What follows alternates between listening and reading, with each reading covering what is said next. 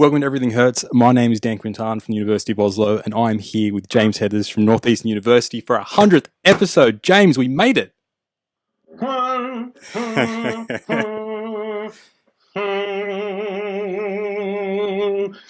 Symbols, symphonies, explosions. Yeah, you thought I was bad on audio. Now you've got me on video, baby. Incredible.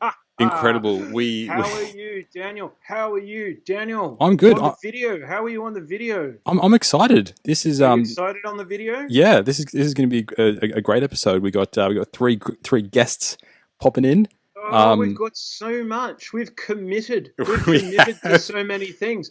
It's like having a second child. Yeah. Yeah, it's going to be a lot of fun. We've got a book giveaway as well. We have 5 copies of Chris Chambers's 7 Deadly Sins to also give away. And to win that through the course of the episode, tweet us. You can actually contact us anytime that you want via Twitter. Yeah. That's reasonably straightforward. I've got my phone here. This is all thanks to the magic and the wonder of Hertz patrons. You know who you are. I love you. Dan tolerates you. Because we have all this wonderful thing now, this thing that I'm talking to you through, you bought this, you facilitated this. Likewise, all the silly software, hardware, back-end stuff that makes it possible to do this in the first place. Yeah. Well done. You've got great taste. You've made a series of excellent decisions. So I hope to fuck it works. Well, so far, we do have a lot of live listeners, and it seems to be going all right. But yeah, if you do have any, I've got to fire it up. Am I going to be disappointed? No. Actually, I don't want to mess with my bandwidth. Don't. Probably leave it alone. Do not. We were starting up, and Dan's little face, he was going, and then the audio would come through. He's like 2 minutes to podcast. Oh, where's me ping? What happened to me ping? Where did it go? He's a lost duckling. Where's me ping? Eventually it behaved itself. At least we're crossing our fingers this behaved itself. Because we previously did a live episode. Some people might remember 50. that there's a grainy, furious. I was a surly boy that day. Oh, I was a surly boy. There was so much surliness, Daniel. But look at you now. Look at you now. Well, I was horribly ill in the last little while, and I've only just in the last couple of hours started to feel better. How fortuitous.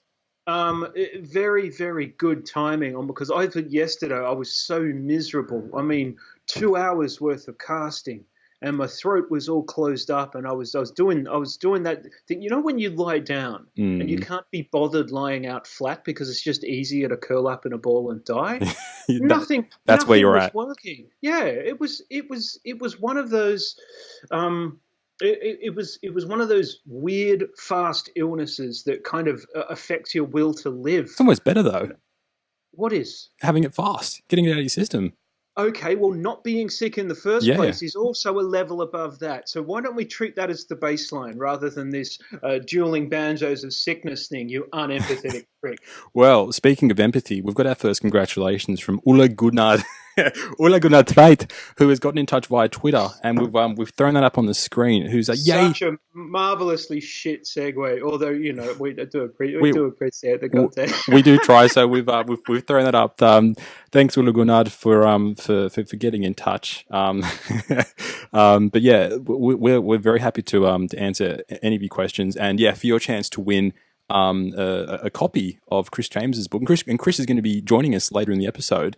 Yeah, I've got a plan to make him come up with something. He's in marking season right now, so I've got a plan for him to come up with something outrageous to determine how to give away a couple of them. I've been sitting on these for ages. He sent these back when he was a guest, which might be 18 months ago.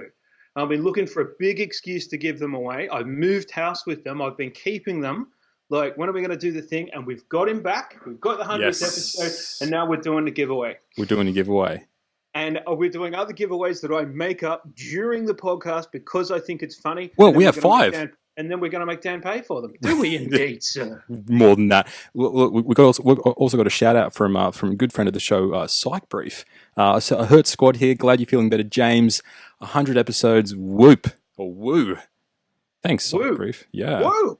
And then we got Oh, and I got a note here from Ollie Clark telling me to shout more. Up yours, Oliver. and we also got Joseph Friedman's gotten in touch. I believe he's in Boston. Is that right, Joseph? Yes, he's at my institution. Thanks, Joseph. How you doing, Joe? He, Why can't I see this on the thing? Technology is confusing today. Oh dear oh, me. wow, and Joseph, he shared this on the lab Slack. Productivity Oh hashtag dear. productivity killer. Loving it. No, yeah, but it's productivity kill. Look, this is actually a piece of my work day, so I got a whole bunch of stuff to do. Mate, this This is is uh, this what is this people is science never communication, realize. James. Dan is knocking off. Yeah, of course. Look, it's relevant, but I work in the middle of the night on fire, so I'm going to catch up on my stuff. Have no fear. Just not sure I'm comfortable with the idea of ruining everyone else's productivity. I guess it's first thing in the morning for Australia. That's right. Okay, no problem. Oh, First any thing Aussies, Friday. please get in touch. It's instant book for the first Aussie that says I'm listening right now. It's 7 a.m. in Sydney Love on the it. East Coast. So Oh, on for Friday, 7 a.m. on Friday, yeah, the last day of the week after everything that's happened in Australia recently, and there are people waking up and turning us on. You if you're out there masochists. watching live, get in touch via Twitter, and you're getting the first person to get in touch gets a free book. Bam, there it is. There's our first out of 5. There you go. Okay, I'm going to write these down. I'm going to Yeah, write this down. So I'm going to write the first one down. Sharpie. That's the American thing to write with. I'm going yeah. to write the first one down as parochial giveaway. Let's get a piece of Wait. paper. We got someone getting in. Aaron Wilcox who says he's listening. But where are you, Aaron? Whoa, Aaron got in first. Melbourne. Okay, Aaron gets it. Aaron, Yeah, Aaron. how you doing, Aaron? Aaron beat Needs More Reverb by literally 5 seconds. So Aaron, you'll get in the book. We'll get in touch with you. Thank you, Aaron. We give them both a book. Let's do it. All right, needs more reverb. Like, look, Yeah. it was so close. It was so close. James, we're I tearing through this. We're I tearing through love this. giving things away. It's Wait, my favorite. let's do it. I'm feeling generous. So yeah, needs more reverb. You pipped at the post by about 5 seconds, but we're going to give it to you. You're going to get the copy of the book, and if you already got it, that's fine. You can give another copy away to Oh yeah, sure. to In fact, your PI. that's what I was expecting. It's like if you've already got it and you've read it, and you want to make a meaningful contribution to someone's life Yeah. who thinks wrong, a book is a great gift, especially this book. Oh, we got a great review. Well, you have to remember later. Ask Chris about the review we got the other day. Well, James, I love bad book reviews. There's just so many people out there who've got trouble counting up to 10 if they had their shoes off. These people, and they're out there reviewing books. They're amazing. we've got a request from Yoni Friedhoff, who's at the airport departing soon, and wants to know when is the interpretive dancing, James. I think it's a great question. When is the interpretive dance? Yeah.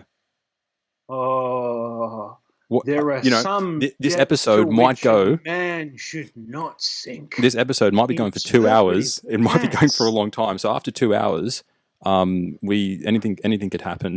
But anything can happen, right? You're going to run out of stuff to say. I'm going to start feeling overbearing, and we're going to move into the dancing version of proceedings. Yeah. Won't that be charming? Dancing Hertz. Thanks. Thanks for getting in touch. Oh, look.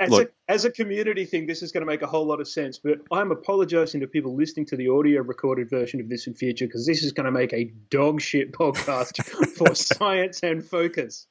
Look, this is a free-for-all, man. It is free-for-all. It's good. And look, I'm loving all the comments. We're getting, I believe it's David Noonan who's telling you to reply to his email. What? Tell James... Tell James. An email from him? Or tell James we're waiting for his comment on the Google Doc protocol. There you go. What? Oh, yeah. He didn't send me an email. I didn't even know he could type. I thought he had flippers. There it is.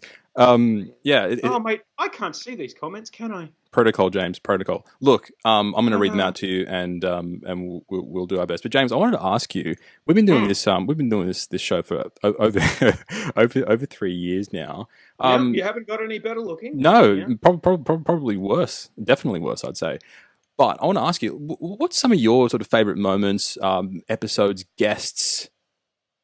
What have you loved over the past 3 years? What stands out?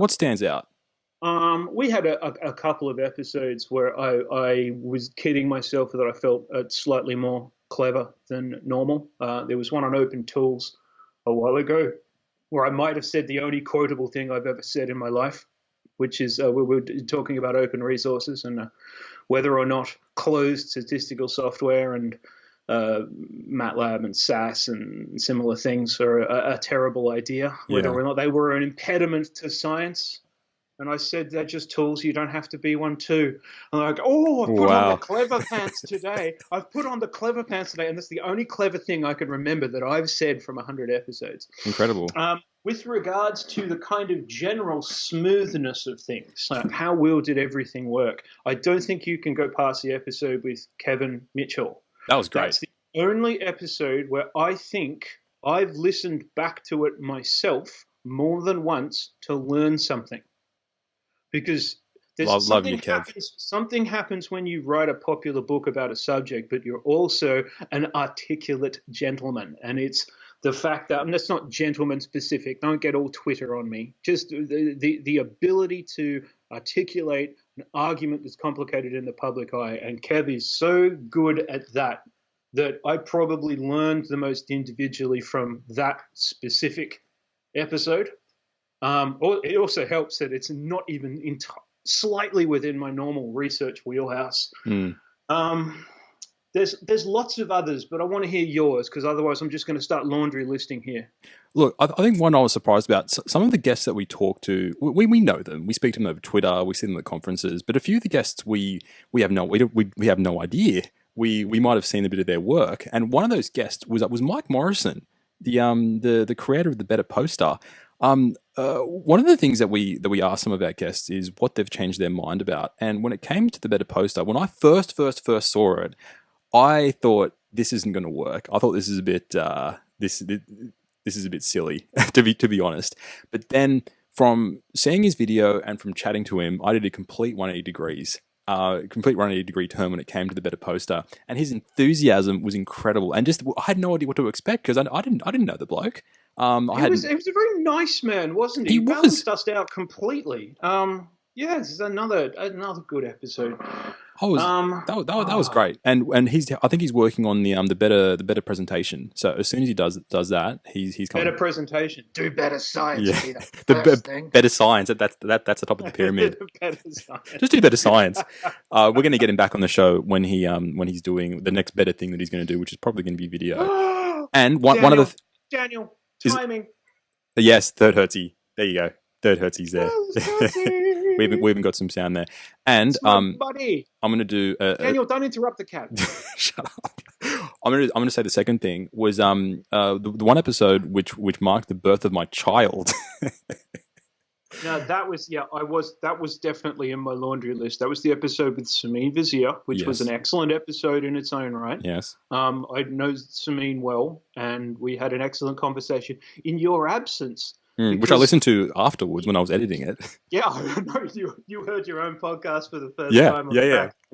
And you ran off to the hospital, literally the dead center middle of the recording process. It was amazing. And, it's hard enough to get these things set up in the first place. We're like, well, you go to hospital, we'll just bust on and see what happens. And it worked. So, yeah, that's always a very special memory, going back through the archive and seeing that episode, because that's when my wife went into labour. That was great. And James, we have a request, let the cat talk. Let the cat talk from Aaron Wilcox. We're going to get any noise? Maybe not. No, we will. You just need to close your big head.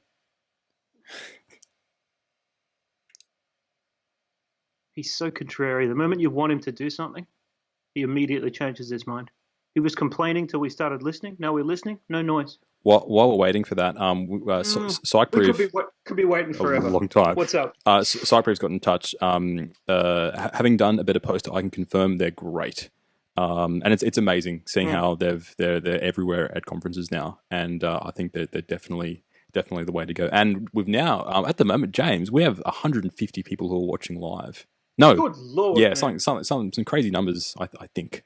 I'm pretty sure it jumped. I've seen it jump up and down horribly before. I assume there's something on the Twitter back end where counting the people for us is very low on their list of priorities, as opposed to shoveling bilious hatred from one corner of the world to the other. Thanks, Twitter.com, for everything you have bestowed upon humanity. Although that being said, I think this is a very Twitter-centric podcast, Dan, and that's mainly your fault for dragging me into that Ah, mess. what episode was that? That Um, was like 15?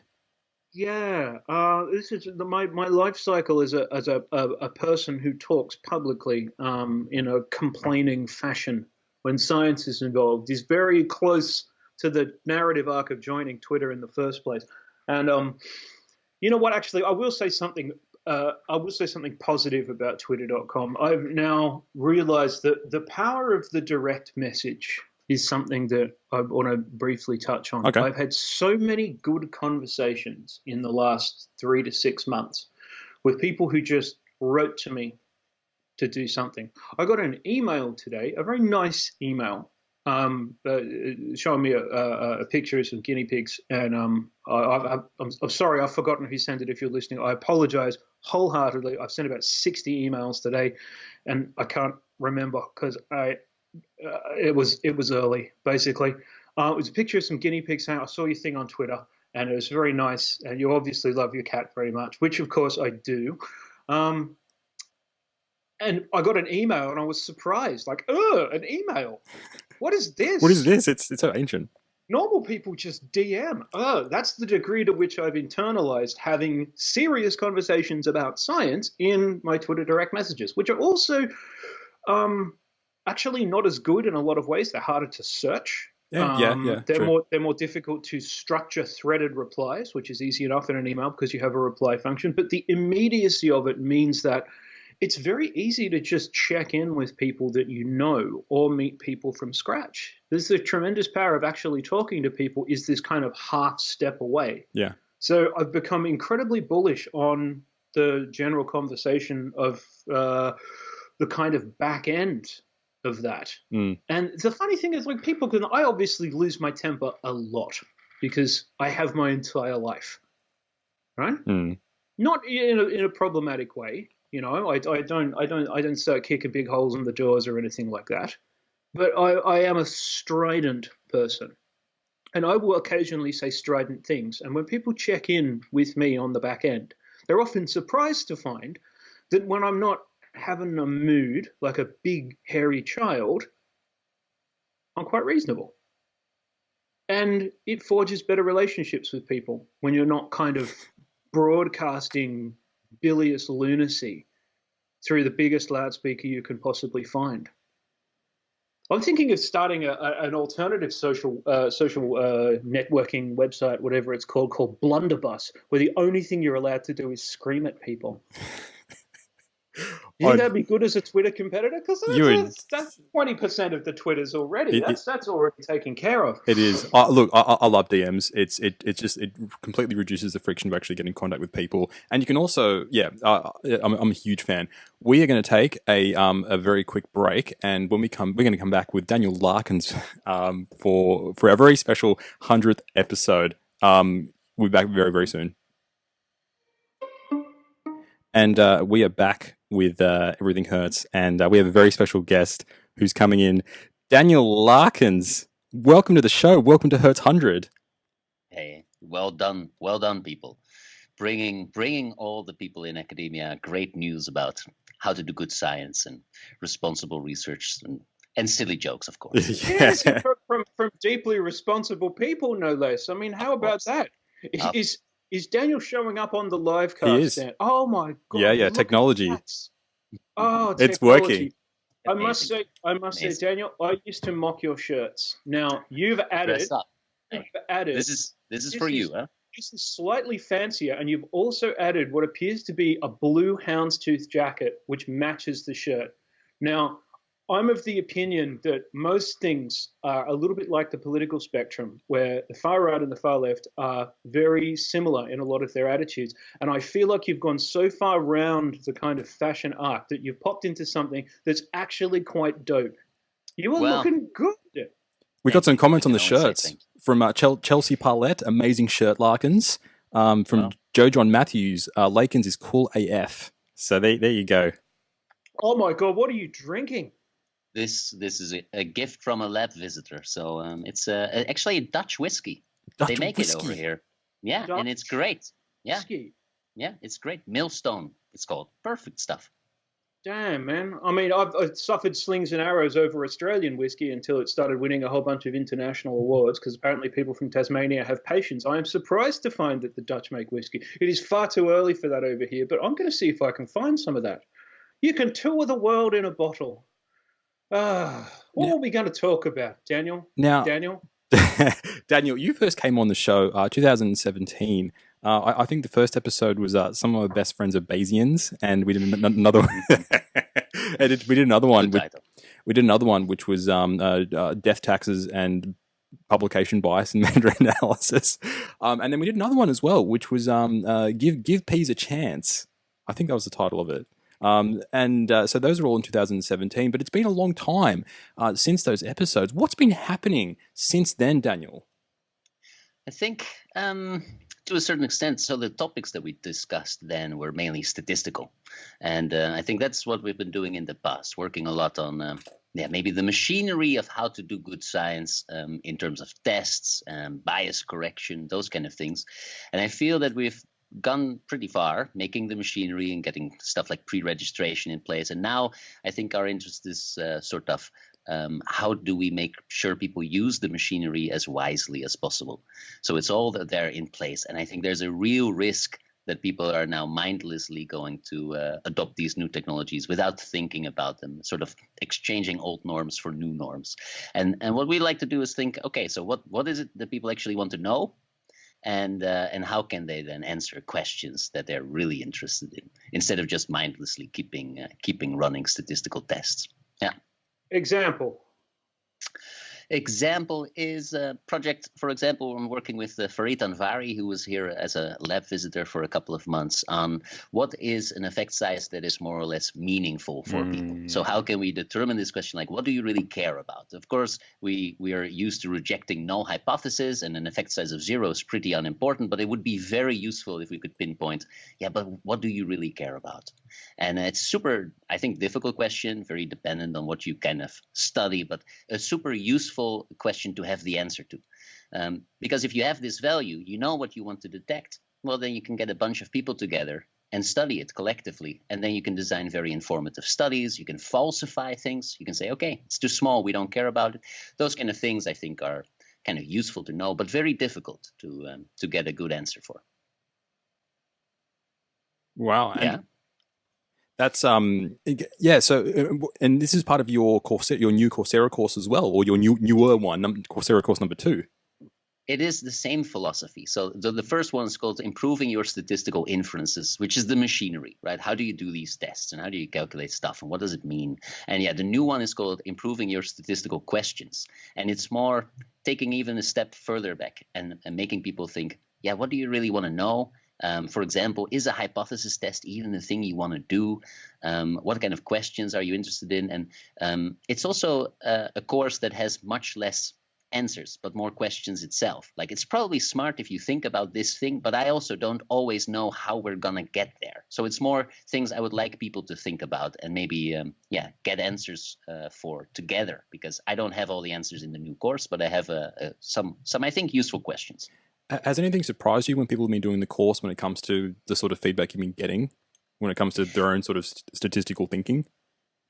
Yeah, it's just very simple questions are already very difficult for people. So in the second week, there are these questions. What would falsify your prediction? And I think it's a very simple question to ask. Like, how can you be wrong, right? What would lead you to conclude like, oh yeah, I was wrong about this? And because people always only think about, well, how can I get a significant effect? They don't really think about, well, what would actually falsify my prediction? And I'm definitely not the first person to think about this, but it's very fun to ask people this question and then see that very quickly they actually don't know what to say about these things. We actually have a question from PsychBrief who's asked, is it possible to create those effect size guidelines that are meaningful across sub-disciplines? I think maybe for specific research questions. And so actually one of the things I don't think we should be doing is creating a lot of new guidelines. Honestly, I think that one of the problems is we're giving people these sort of new norms. Like, you don't have to think about things. Here's a new guideline. And maybe I'm getting a bit old, but I think that that's not the best thing to do, because people were mindlessly doing some things in the past. And if we just replace this and now they're doing new things without having to think, it is convenient, but maybe not the best thing. And maybe we just have to, It could be even worse. The problem of competing guidelines becomes very straightforward, and it's the fact that people mix and match. This happens with scale cutoffs a great deal. Where is the meaningful barrier? Well, at some point in time, someone justified 7, but they said 9. But everything works with 7, so we'll use that. And you end up with this spiraling, dueling banjos situation until someone goes, "Hey, Daniel and his great coat came up with a guideline. I've got a great coat in the cupboard. I reckon I'll write a guideline too."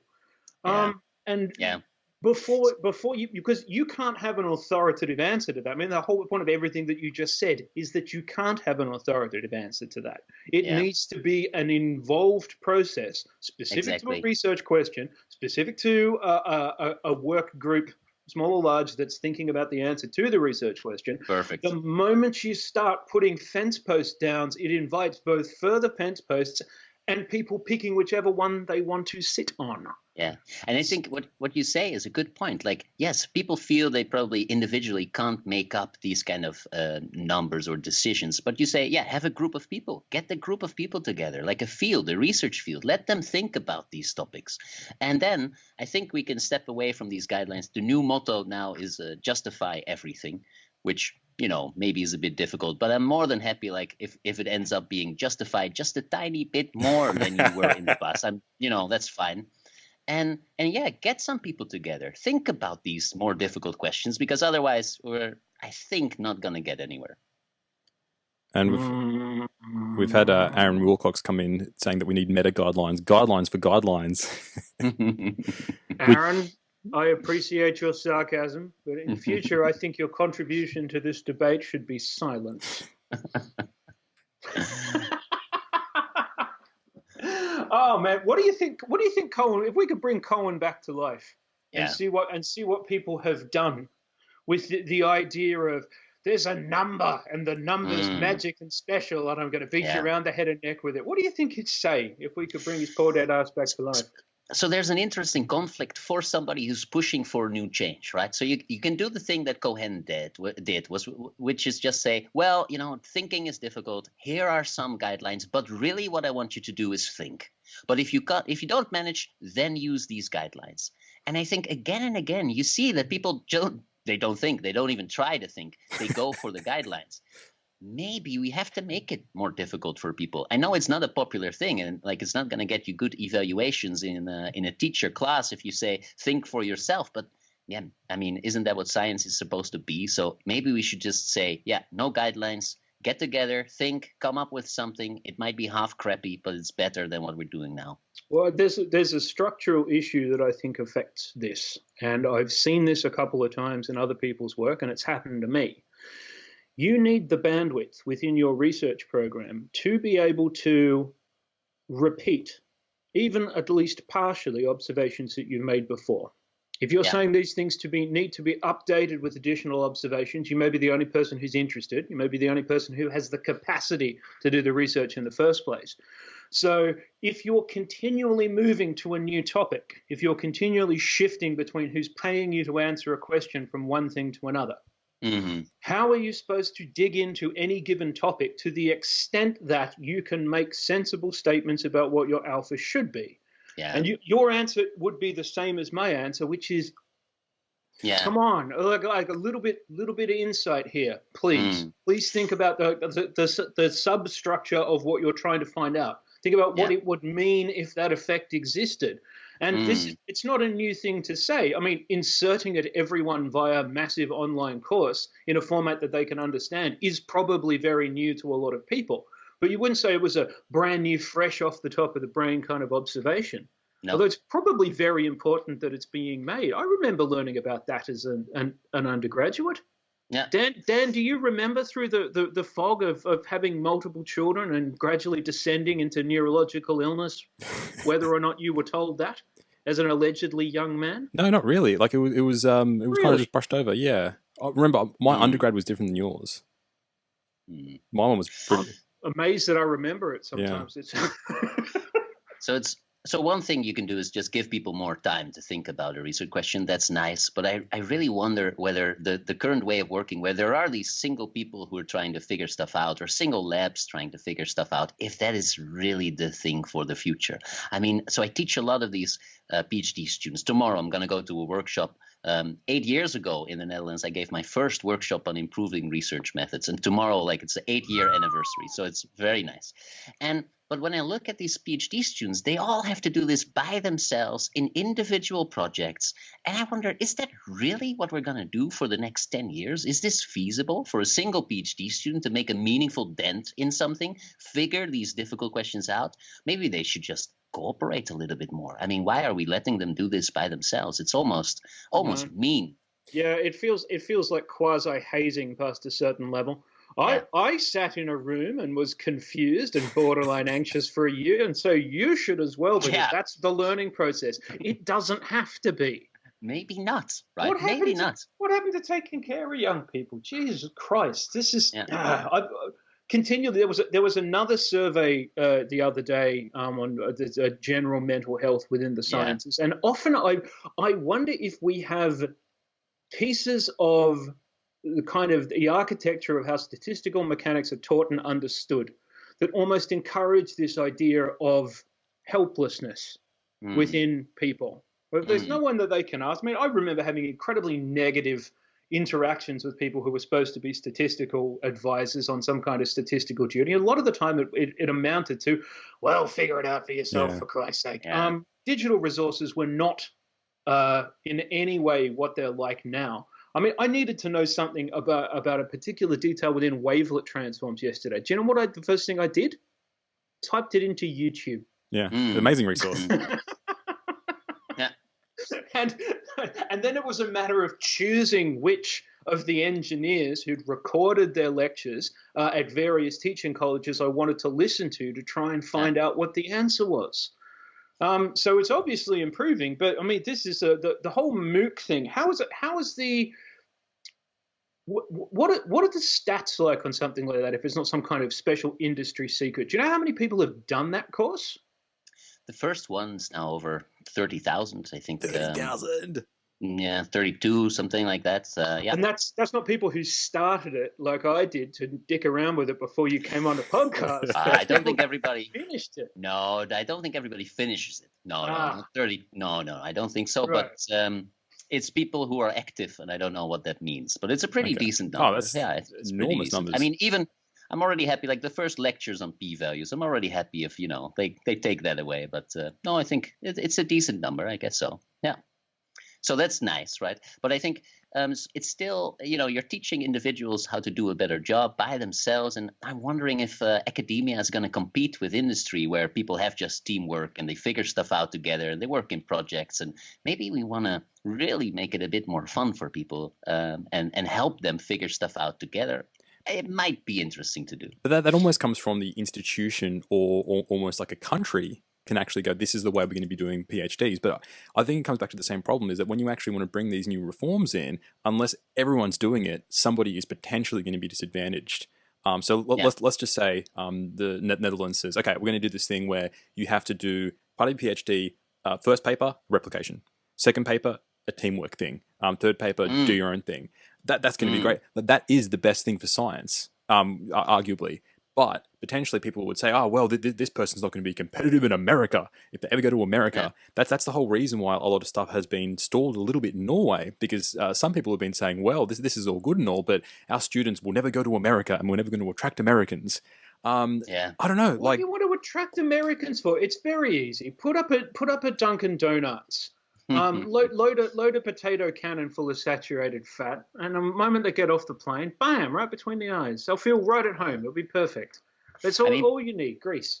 People are very easy to say these kind of things, but we don't know a lot about what people are attracted in when they go for academia or not. We don't know about the people who are missing out on now. Right? Yeah. I mean, you can say, we're not getting some people from America, but we're also maybe not getting some excellent researchers who prefer an academia that is slightly different than the way that we organize it now. So Who knows, right? Who knows? Yeah. Yeah, yeah, look, all research integrity stuff often crosses over with well, people always do this. So go someone who's done something terrible, and they put them on a pedestal and go, "Oh, think of the loss." And you think of the 40 postdocs who worked in the lab and you never heard from again because they couldn't get jobs with their dodgy, fucked up degrees. Yeah. Well, postdocs don't get a degree. You know what I mean. It's more. It's difficult to quantify actual loss versus kind of hypothetical loss. But the thing is that all our anecdotal evidence about that is that there's a ton of it. Yeah. So I'm pretty sure that Dan, the category of will they be successful in America is a bag of piss, because what do you really want when you employ a junior researcher in the first place? You want someone with skills. You want someone who's directly competent. It's not like, oh, I went out and led all this amazing research all by myself. That can't be an expectation. In a lot of fields, that's not structurally possible for that to be a reasonable expectation. There's no one in molecular biology who's like, yeah, I got all these sole author papers during my PhD. I did it. I did it. Every single machine, every single thing. No, fuck off. It's not a lot of fields don't even have the opportunity to be able to say that in the first instance. Yeah. So, I mean, if you're not going to double down on in the meantime of can we actually use the work that they do in the first place? You know, maybe are you going to throw all that out?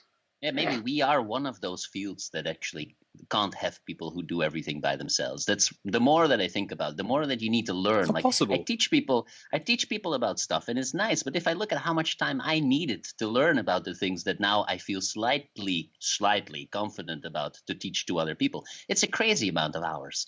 I mean, it's just not possible. I know that I remembered when Peter Isager started here as a PhD student, and he made a plan like, okay, what do you want to learn? And he wrote some stuff down. Like, I would like to learn this and this and this. And then we said, okay, put some hours next to it. Like, how many weeks would you need to learn this and this? And then, the PhD was gone. Just training, not doing anything. And that was a very reasonable, modest plan of stuff he needed to learn about. I mean, of course, it's not possible to do it. So, I don't know, we should reconsider. That's also someone coming in with clear eyes who actually knows what they want to learn and doesn't spend the first year sitting on their thumb, looking up random papers on the internet and having frequent anxiety attacks. No, exactly. That is a clear-eyed, clever motherfucker, and he came in and nailed it. And that is what it was. I think a realistic estimate of how much time it takes to learn stuff and do things well. Yeah. I love realism. That's why Madame Tussauds is doing me a wax model of Dan so I can yell at it around the house 24/7. Pretending like ceiling bag of meat's not working for me anymore. Like ceiling cat. Now I got another comment from Chelsea Parlett who's mentioned that a lot of people in my field are choosing industry over academia. So I'm sure a lot of changes could help to actually keep people within academia. Mm-hmm. So that's hell yeah. Look, she's a statistician proper from memory. Yeah, look, but especially within the last 5 years, I was wondering whether or not this would have peaked by now. But general data management, ML stuff, increasing computational power, increasing knowledge more than anything else, increasing knowledge of the utility of collecting, managing, and using data within industries everywhere. Some of them adjacent to what we study, some of them utterly not adjacent whatsoever to what we study. I was wondering whether or not that wave will have crested, and it doesn't feel like it has. Not even close. Yeah. There's if you ever want to know like how that's going on, if there's PhD students watching this and you have any kind of data focus whatsoever, get your ass onto a job board right now and go looking for jobs that say, we need an analyst, we need someone to do ML stuff. He's like, how much Python have you got? You are going to be, trust me, there's happy homes for an awful lot of people because the demand is there. Yeah. So it is entirely unsurprising that people look at continuing within this framework versus someone who will go, I will give you a job. It has the following parameters and it comes with money. One thing that I saw that was attractive. One thing that I saw was very interesting. Micah Allen tweeted a day or two ago, hashtag academic backup plan. This idea of what is your academic backup plan if things don't work out. And what was interesting, it wasn't just PhDs going, this is my plan. These were really senior people who were still going, hey, like, I'm not even sure whether this is right for me, and this is what I'm going to be doing in the future. And I think that's really sensible for everyone. And I think it's good that, particularly within the work that we're doing, for some, like, data has become quite in demand within industry. So it's easier, not easy, but it's easier for the stuff that we're doing to actually make that transition. But having that academic data plan, academic backup plan, a data plan is also good, but having an academic backup plan. I was wondering if you were going to go there. Yes, that's good too. I think this is a good idea, and we should all have it, no matter what stage, especially more junior people, but no matter what stage of our careers, we should actually have that backup plan. Yeah, but I mean, at our university, we're really looking. We're a technical university. We compete directly with people who can get really good jobs in this kind of industry, and we just see we have a hard time getting talented people to choose for academia. So I'm not so worried about the academic backup plan. It's great, but I'm more worried about people who are not having academia as the first plan to begin with, and they're super talented, and we want to keep them in. Maybe like Chelsea, to be honest. I mean, we want these people in our academia, and maybe we're not attractive enough in many reasons. So I'm worried about that, actually, to be honest. Yeah, look, you can set your clock by people going into similar kinds of situations here. It was before my wife went into industry, and I met a lot of people who worked in biotech here. I never met the hordes of people who start PhDs, especially within biology, who have absolutely no intention whatsoever of staying in research. They're there to learn skills, and they start off and they know biotech is interesting and they've got a skill base, and they go through the entire thing, treating it a little bit like prison. I've got to do my time, or getting out of the army. Like you're out there for 2 years and you're like, 8 weeks, 3 days, and I wake up and I'm on the plane home. I'm not saying it's always that bad, as much as that has arrived. And failing to plan for the fact that there are people who are managing their own careers now from their early 20s and onwards with the idea of, I will go to an ostensive academic environment with every intention of fucking off when I'm done, and I'm here to derive as much value from the process as possible and then leave.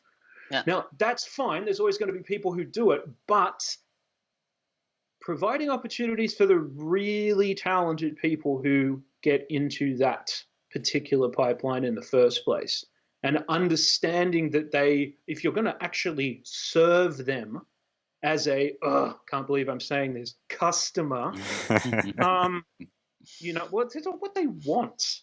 So, look, I share your trepidation. I imagine it's even worse here than it is in the Netherlands, because there's lots of American students with money and industry in their eyes, certainly.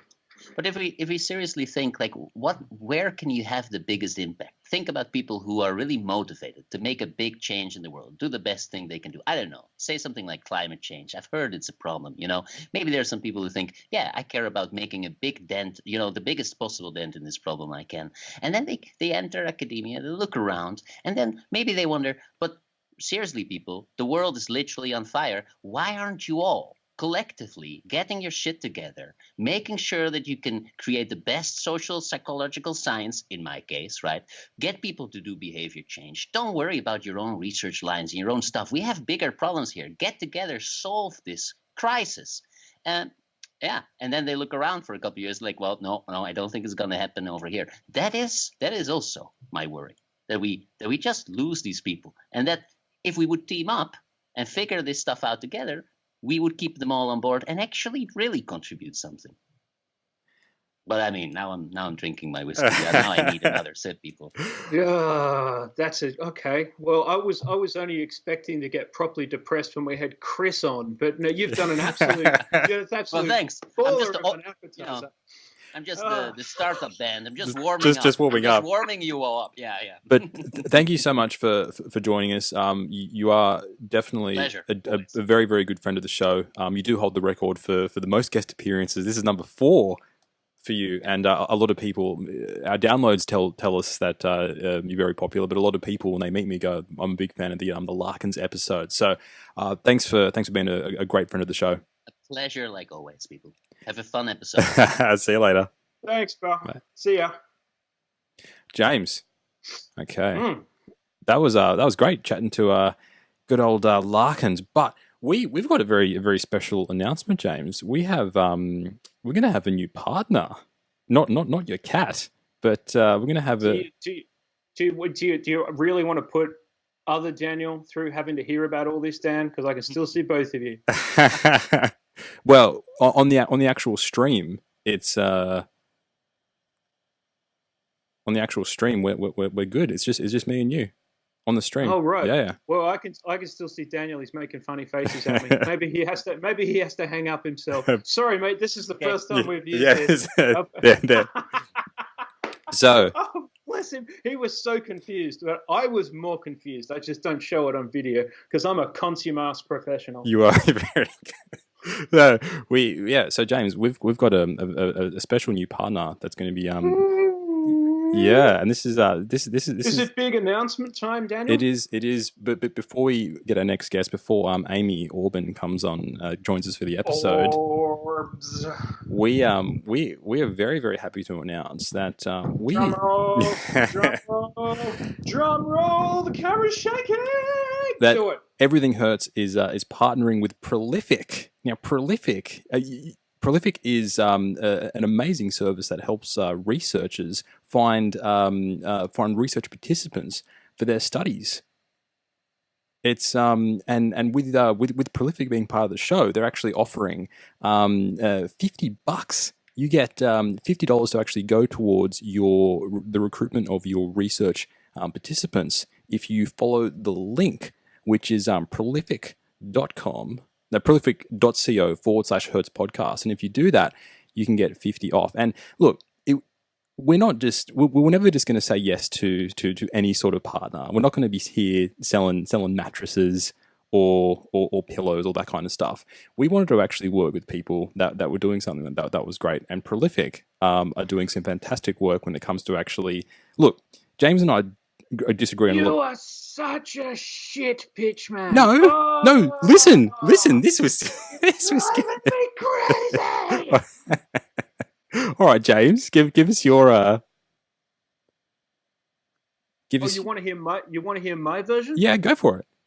I will go on record from years back. I don't know when I wrote this. I think the best thing that I've written that people haven't read, in the dozens and dozens of things I've written and put on the internet over the last years, is a piece about treating experimental participants like bullshit. It's one of my favorite things that I've written that I think is important. And it is really obvious in a psychological experiment in particular, but it translates into other fields as well. When you shovel people into a room, stick them in the corner, give them a bunch of experimental questionnaires, jab them with a fork till they finished, right? And then hoof them out of the room and then go, thank you so much for your deep insights into the human condition. It's always driven me absolutely nuts. It was one of the things that made me interested in physiology to begin with.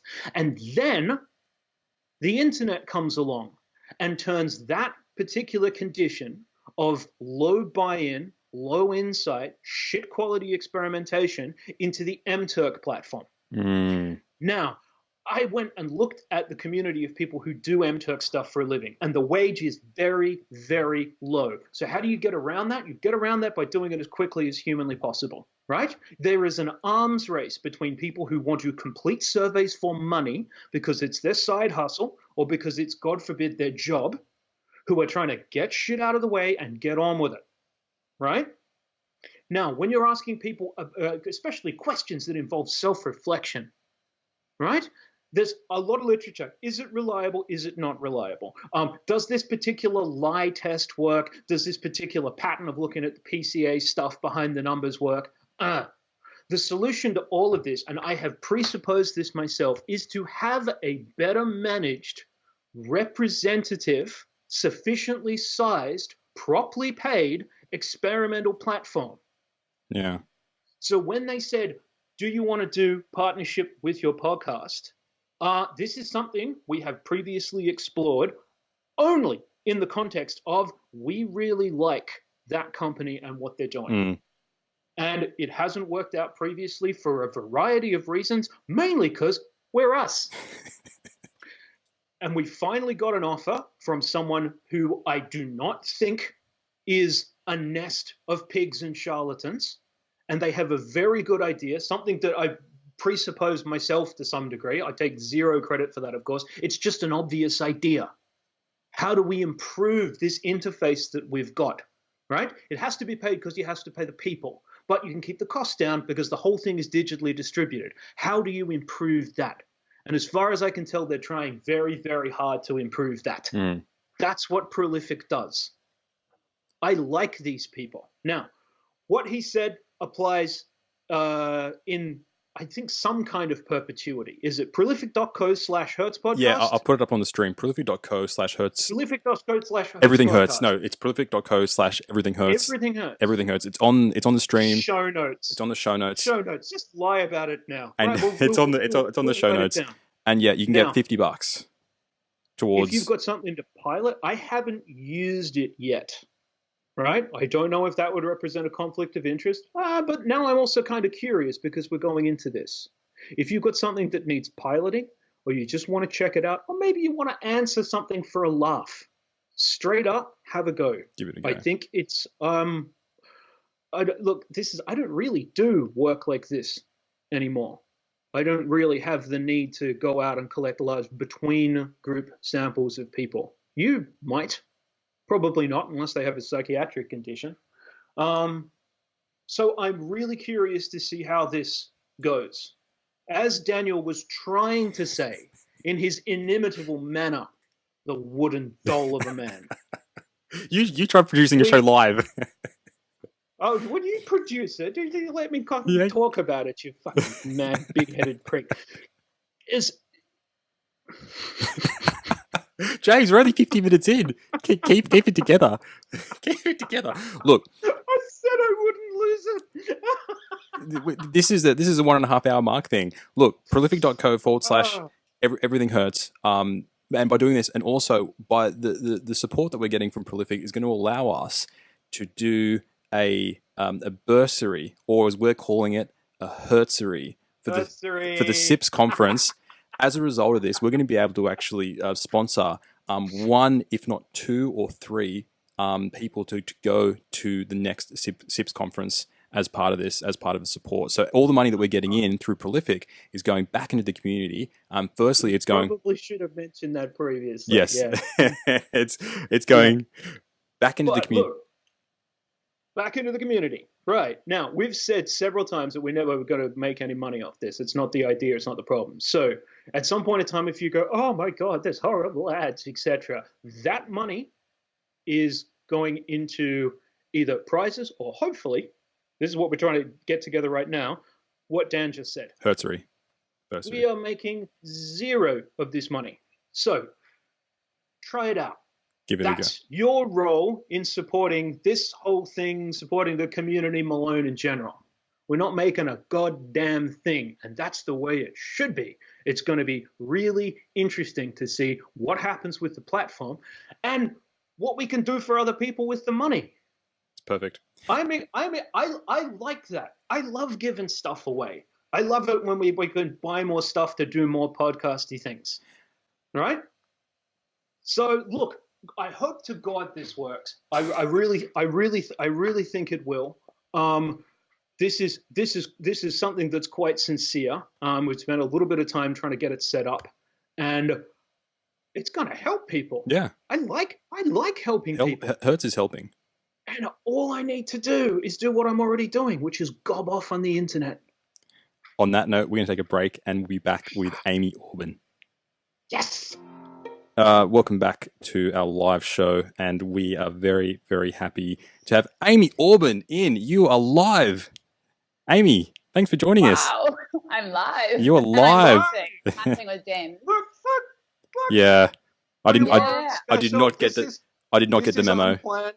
This is unplanned. As per usual, Dan is Nigel No Friends over there, not wearing the correct shirt, hanging around with the bullies, etc., etc., etc. We, however, are fabulous. Amy, how are you? I'm doing really well.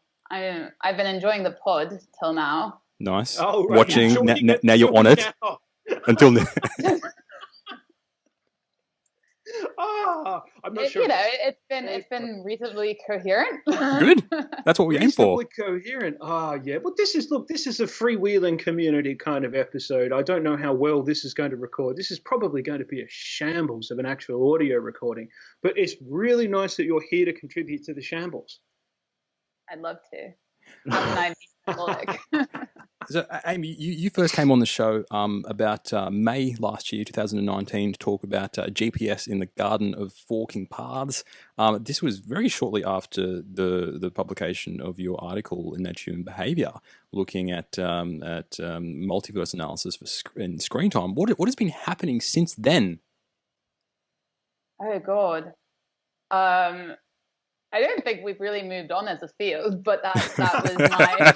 we're still tech research will ever move on. But I think multiverse analysis has been getting a lot of attention. Good and bad, and we're trying to work out what works, what doesn't work, and it's really great to see that really going forward. And I think people are now agreeing that screen time isn't really a thing, which is probably the best kind of research outcome of the last year. I would agree. I've certainly seen a lot more popular treatments of this topic that are more congruent with your work than other work that I would characterize as mildly bad. That has definitely happened in the last 6 months. It's something that since the episode, I kind of had my radar out for it, and I know a few people who are in the field. Yeah, it seems to have trended that way, certainly. I wanted to ask you about something that you just said, though. Multiverse analysis, the bad. That I'm totally unfamiliar with. What are the extensive problems with multiverse analysis? Well, like with any statistical technique, it has things it does well and has things that it doesn't really do well. And I think the thing it does really well is you can explore the data and see for example, what sort of control variables influence the effect in what way. But it's not, how do you say, it's not the panacea if I'm being kind of ridiculously academic. But it's not going to solve all the world's problem about analytical flexibility. Like I still need to choose what analyses I put into my multiverse analysis, and that might be different from person to person, or it might be different from me 6 months ago, definitely to me now. And so I think it has been touted as like a solution, but I don't think it's like the solution to our analytical flexibility. It's part of kind of a bigger picture, and it serves a purpose, but it's not that. Right. But presumably also, I mean, the data for analysis has to come from somewhere. It is itself subject to a variety of fascinating internal pressures to prove whatever and do whatever. So, yeah, if you aggregate... And the data is shit. The screen time, like if I would ask you, how much did you use Twitter yesterday? Like, I don't know how much I use Twitter. You probably don't know. So, and that's what we're asking teenagers to do, and young, middle-aged children, if that's a thing. Middle-aged children. So I think, yeah, they're going bold, Yeah. Just me. But, yeah. Has anyone moved to app or sensor-based research for doing that yet? There is some really cool work going on, and I think we're, in a small scale, we've had app-based measurements of time spent online. But again, time spent online, 20 minutes of Skyping with you guys will make a very different effect on me than 20 minutes of, I don't know, scrolling on Trump Twitter, So I think we need more than screen time. And I think last week there was a screenomics paper, or no, we need a screenome project. I saw that. That was the commentary in Nature, and they're saying, we need to collect data of people's screens. And in a one way, yes, that's probably where we need to go towards, but this is an ethical minefield. So, getting trace data from phones is great, but we need to find a way to get all your data without getting, the messages you get from other people who haven't consented to the experiment, things like that. Yeah, absolutely. Yeah, and then you need control and safety over the parameters of all of that, et cetera, et cetera, when a lot of it is being collected on the back end in the first place. Yeah, And you that's need a to, rabbit like, hole. yeah, social media companies don't really want to share the data anyway, so Yeah. it'll take another couple of years to sort out that one. People Oh, are doing some wow. really cool stuff with that. I know Brilliant. they're working on ways of predicting bipolar cycling by looking at how fast you're typing. Is there a way of actually seeing, are you about to actually go into a manic episode? So you don't actually have to go into exactly what people are typing, but you can just see how fast people are typing, which is very interesting because it doesn't actually get into the privacy thing, but it's still very, very important in data. So people are figuring out some really nifty ways of potentially using data from phones, which I quite like. Yeah, they definitely are. And I could list some, but I don't know if you want this on your podcast. What I do want to ask you about, of smartphones. what's been happening recently with reproducibility? More countries, more sites, more people doing it. What's the latest there? It's a movement. Yeah, well, I think it's a community, and you've been talking about community on the podcast and giving back to community, creating community. And I think that's where everything Hertz also fits in, as early career researchers trying to navigate new ideas, maybe in environments that are slightly hostile. The open science community the importance can't be overstated. And reproducibility has been really growing. We're now at over 60 journal clubs, I think in 18 different countries, if I know my stats. But, I think what's most special about it is the community. It's people who are building our website, who are organizing replicats initiatives with reproducibility, who are creating boards and libraries to display things about open science, or creating a group, and this is undergrads up to postgrad up to lecturers. So, and every reproducibility is different. So I can't speak for anyone, but everyone together is really great. Shout out to Singapore reproducibility. Big fan of Singapore Club. Well, if you're going to list everyone down, there's so many now. How did that happen? How did you go from sort of like, we're a gang of ne'er-do-wells with a teapot to being in so many damn places? I mean, you've obviously touched some kind of nerve. Are people organizing this themselves?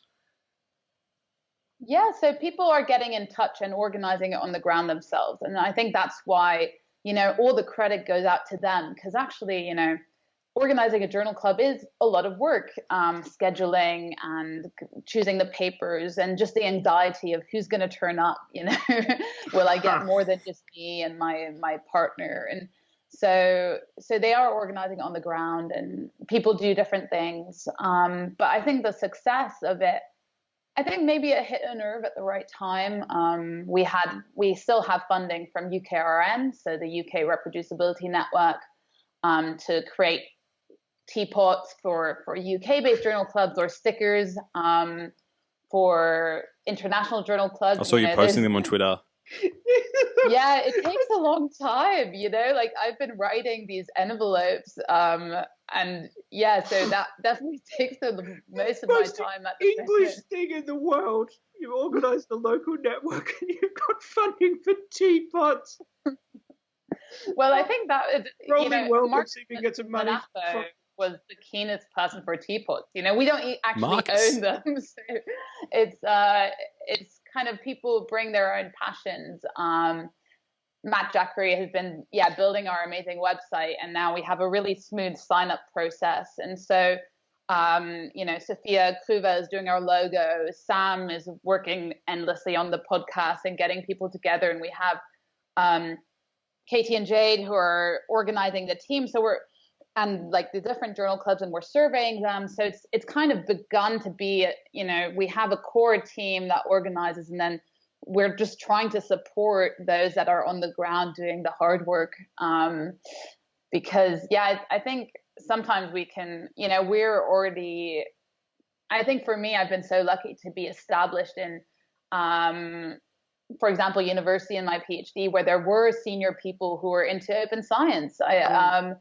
And still it was so important for me to have other people to talk to and to rant to. And I think that's probably something that Hertz podcast does for a lot of people. It's hearing those people vocalize your ideas that nobody really agrees with, and then you hear those two randos on the internet saying, No, I've often, look, you're absolutely correct. I have said many times that one of my favorite things about doing this in the first place is the tremendous sense of, oh, I'm not going crazy, that comes from people hearing for the first time this idea is that being presented, and then Dan, the allegedly reasonable one, saying, oh, well, that's obviously bullshit. Let's talk for 20 minutes about how that's bullshit and a terrible idea.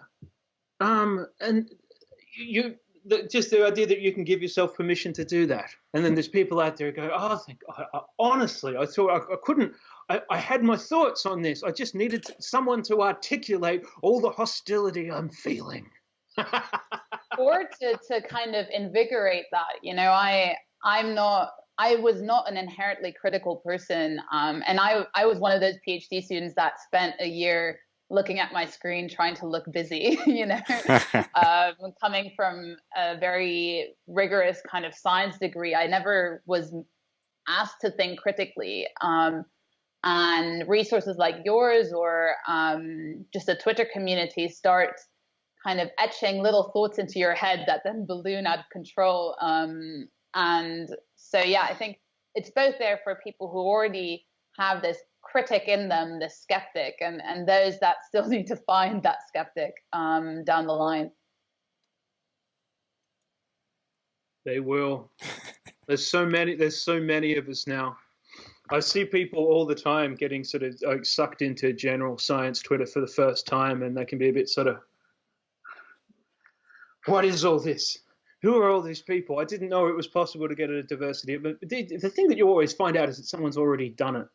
I love that within a collective community. I had a question the other day. It was a day when everyone was bitching about how Twitter.com is the worst thing in the entire world, and I hate them, and they should all be set on fire. I had a question about a research process thing, and I just stuck it out.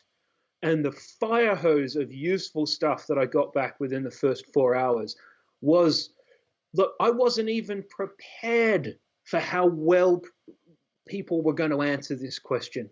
I thought maybe this is a new idea, maybe I'm a special clever clogs, but actually no, maybe someone's already thought of it, but maybe I am clever. And then the whole world just went, bump, we've already thought of this, here are the 20 things you need to read. Mm-hmm. I love making that open. It's not just Twitter, it's kind of this helping each other out. Like I've been designing this course on open science for graduates, and it would have taken me 6 times as long if there wouldn't have been that OSS page where everybody posts their syllabus. That's so amazing. My job was mainly to read those and kind of paste them together like a ransom note. I'll choose this from that one, and then I'll choose that one, and I'll add some text, and I'll put it in Garamond to make it look, professional. Nice, Garamond. I've had discussions about fonts on Twitter, so I know there are some people that someone doing a bracket, a font bracket. Who was that? Someone was putting font against font to figure out which was objectively the best. I don't remember who that is. Someone was doing it the past few days. Anyway, go. I've seen that as well. That is, I don't know if that's an amazing idea, if that's the worst thing I've ever heard. It might be both. I think that's quantum awful. Oh, god damn. What's your favorite font? Who has a favorite font? People do, I've got a favorite beer within each different style. I got a favorite whiskey. I got a favorite co-host. I've only got one co-host. He's also my least favorite co-host. All at the same time. 15 minutes ago. I know. It's Latin, modern, Roman.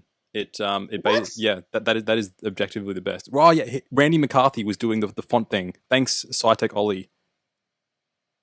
That is who was doing the font bracket. So go look at Randy's Twitter feed. Oh, Randy, what have you become? Latin Modern Roman is objectively the best because it's a free font you can get into Word, and you can make it actually look like a LaTeX paper. Latin Modern Roman. Dan, it just sounds like you're collecting nouns. Yeah, it's it's all there. It's objectively the best one because it looks amazing, and it looks very LaTeX-y without actually messing around with LaTeX, which I've tried so many times, and I still hate it. If it's Amy, are you smiling like I have a favorite font that's not modern Latin? What's his name? I was smiling because we all want to make LaTeX documents or LaTeX. I don't know which one. I thought it was LaTeX. This is a bit like GIF. If you actually care, you're uninvited from every party until the end of time. So try not to have strong. I don't care. I don't care. But yeah, like we all want to make it look pretty. And I wrote my thesis in with this great package that kind of rendered into LaTeX, but I wrote in R Markdown. And I think I got the most satisfaction out of my thesis writing by just seeing how pretty it looked when I knitted the document. So yeah, different motivations, eh? These days you could just use Overleaf. You used Overleaf, right? Overleaf's great. I stole a CV format from Overleaf. Yeah. Hey, but who writes one of them from scratch? Yeah, mine is the only reason mine looks good is because some rando turned it into some format at some point in time. I forget half the stuff I've done. I looked at it the other day and I thought, I've been misrepresenting myself. I've left some things off.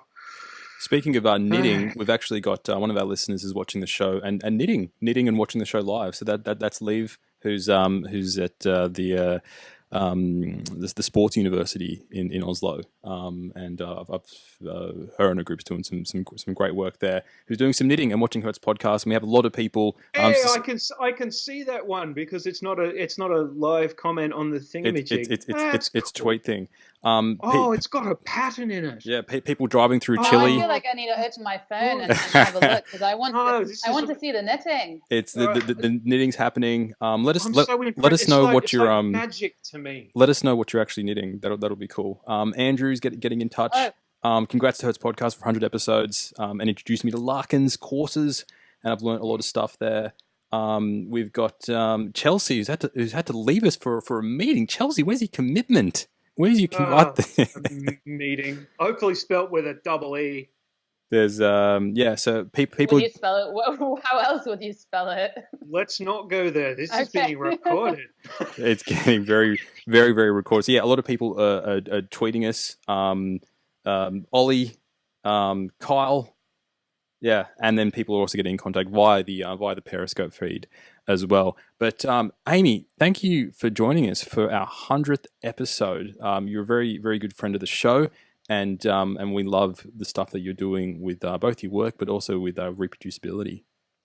Well, thanks for getting to 100, man. Woo. Like that's a lot. So kudos to you guys. I think that's a big achievement. So you got hopefully another 100 to go at least. Yeah. Well, yeah. I'm putting them on my syllabus, so you need to. I should send you themes I want podcasts on. Good. Yeah, Dan figured out a while ago how to put it down as a citable reference. Yeah, DOIs now. I use those. Yes. I use the citable reference on your website. That's I have nothing to do with that. This is just like sometimes magic happens. It's like when you came on the first time, Dan's like, we should get Amy. We should totally get Amy. I'm doing nothing, and then he just makes it happen. It's just all there. He's a magical guest pixie. It's all there. And then you turn up, and then we talk about teapots. I mean, could this literally be any better? Yes, it could. I could have beer, but I don't have beer. It's too early in the day, and it's a Thursday. Oh, now I've made myself sad. Amy, it's really nice to see you. Thank you for coming back. Thanks, guys. See you later. Okay, we're going to take a quick break, and we'll be back soon with Chris Chambers. Welcome back. We are here with Chris Chambers. Chris, thanks for joining us. Pleasure. Congratulations on 100.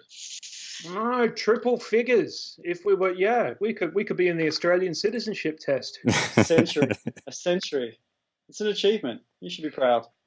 We're very happy. And look, when you first came on the show, and also we're giving away 5 copies of your books. We've already given away two or three. have already gone through. We put the shout out to whoever was listening in Australia, because it's 7 a.m. in the morning on the East Coast. And we had two people who basically simultaneously said, "Yep, I'm watching." So two copies of your books have gone out. And Excellent. if anyone else, we've got a few more to go. So let us know on the within the stream what Hertz moments have been your favorite, and what episodes have been your favorite. And we're going to give away. We've still got a few more books to give away. And if we like them too, you can have one. Thank you, Chris. Thank you for sending them. You sent them like so far ago. I lived at my previous house. No, I've been keeping them. They make excellent car chocks. You know, if your handbrake fails, just shove one of those right behind the back wheel and you're in good shape. I have been keeping them behind glass before we had an opportunity to do a big giveaway, and it's finally here. So, I mean, also it means I've had a chance to read it because I have 5 copies in the lounge room. So thank you for those. Did you say favorite episode, Dan? Yeah, favorite episode, favorite moment. Have you got any suggestions yet? Someone better say the Chris episode because Chris is back on. Yeah. No pressure. No pressure, people. No pressure whatsoever. Yeah. Maybe episode 56, perhaps. Yeah, 56. That was a good one. Came across well, yes. Oh damn, son, how you been? You've been in marking hell right now, surely. I have, yes, which is it's a strange time marking. Yeah, ask any academic what it's like to be in marking land, and they'll kind of tell you all sorts of stories about internal insanity, I suppose is the best word of putting it. Yeah, Granson. I'm out of it now. It's finished. It's over. It's good. I was thinking you looked happy. Journalists should not phone me up and ask for comments. That was a great quote. Let listeners know. Wow. No. Well, let's let them find out for themselves.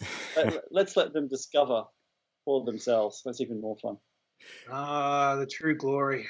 Now, fair enough. When we first spoke to you, episode 56, I think around about 100 or so journals had adopted registered reports. What is the number now? We're well over 200, aren't we? 230 plus? 224 as of today. Wow. Is there a new one today? There was a new one last week, I think. So I think when we last spoke, when was that? January 2018. Yeah, about 2 years then. Ago. Yeah. It was almost 2 years ago to the day, wasn't it? And I think at that time we had about 90 or so journals, and today we have 224. So it's growing, including PLOS. 2 PLOS journals. We've got PLOS 1, PLOS Biology. So which is super important. Yeah. Man. So PLOS 1 made the news last week, of course, because it's a very large journal. It's the second largest journal in the world, and quite rightly that made the press and everything. But PLOS Biology actually joined last year. They were our 200th journal to adopt the format, and that's also very important. So yeah, I'm pleased with the response from PLOS. You wanted to start with PLOS back in the day, right? You thought it would be yeah. Back when Damien Pattinson was the editor in chief, and he was very positive about the format, but so it didn't really scale at that time. I think there were concerns about it being a bit too. PLOS was so big and registered reports were so small that there was a chance that if it all went wrong, it would kind of snuff it all out. And so he was very careful, and I think rightly so. But now registered reports are strong now. They're not going anywhere. Yeah. Right. Now even, the volume of PLOS might be like dozens of the others put together, even the big ones. Oh, yeah. Yeah, I was doing some calculations and, basically, at most journals, you get about 1 to 5% of submissions will be registered reports. 1 to 5%. It's very small compared to the torrent of stuff that comes in through other channels. But if you're getting 30,000 submissions a year, that's suddenly quite a large number, quite a lot more than Cortex, which gets something like maybe 1 to 2,000 submissions a year. So you've got a horsepower issue there, and that's going to be an interesting challenge for them, and they'll solve it. I'm sure they will, and then it will provide a model for other large journals to follow.